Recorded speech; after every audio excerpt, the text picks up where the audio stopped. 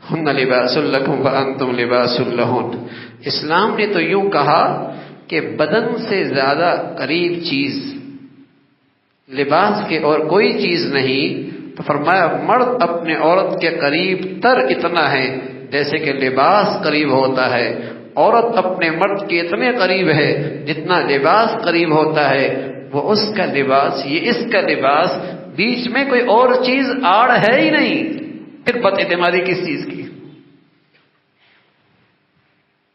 اور پھر بدن پہ کہیں دانا ہو، کوئی داغ ہو تو لباس کام کرتا ہے، پردہ ڈال دیتا ہے۔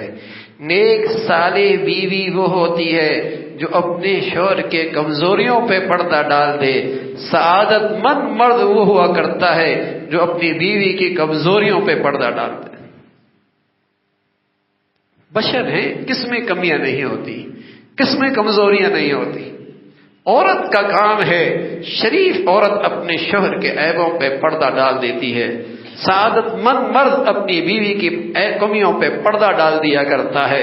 ہن لباس لکم وانتم لباس لہن، وہ ان کا لباس، یہ ان کا لباس۔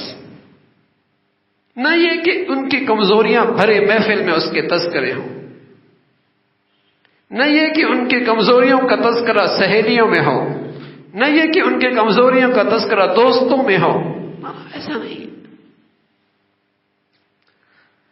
وہ تو اس کے لیے پردہ ہے۔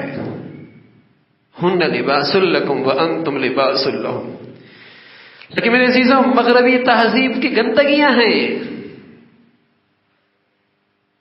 اب یہ گندگی کو لوگوں نے اسی کو اچھائیاں سمجھ لیا ہے۔ انہی گندگیوں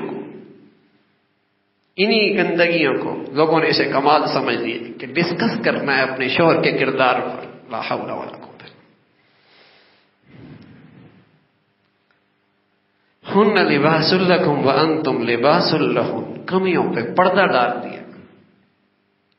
تو میرے عزیزو، نکاح کی زندگی مبارک زندگی ہے، حد الامکان گھر کو نبھانا چاہیے۔ اللہ میرا اور آپ کا مقصود ہے، مطلوب ہے۔ لا مقصود الا اللہ، لا مطلوب الا اللہ، لا معبود الا اللہ، لا مقصود الا اللہ، لا مطلوب الا اللہ۔ ہماری زندگی کا مقصود، مطلوب، محبوب، مسجود اکیلا اللہ ہے۔ ان دونوں کا آپس کا ملنا اللہ تک پہنچنا ہے۔ کبھی صبر کے راستے سے پہنچتے ہیں، کبھی شکر کے راستے سے پہنچتے ہیں۔ ان دونوں کے ذریعے اللہ تک پہنچنا ہے۔ کبھی صبر کے راستے سے دونوں پہنچیں گے، کبھی شکر کے راستے سے پہنچیں گے۔